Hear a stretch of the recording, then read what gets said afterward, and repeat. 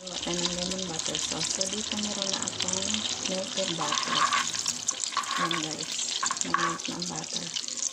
Ilagay na lang natin ang asin, salt, at saka black pepper.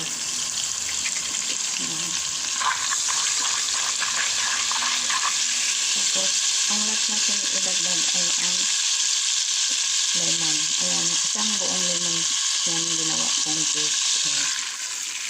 Ganyan lang guys. Tapos, pakuluan mo lang sandali. Yung thickness ng sauce, nakadepende na sa inyo. Kung gusto nyo thin or thick, nasa sa inyo na. Saka yung sourness.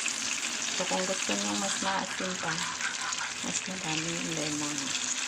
Yung ibang variation nito guys, nilalagyan ng garlic at saka red onion. Pero ako, hindi ko na nilalagyan kasi ayaw ng kakain ng may ganun. So, simple lang. Ganito ang lemon butter sauce. So, that's it guys. Yung iba guys, nilalagyan pa ng magic sarap. So, it's up to you. Nasa inyo na ang timpla. Thank you so much guys for watching. Sana mag-subscribe kayo para mag-grow ang ating channel.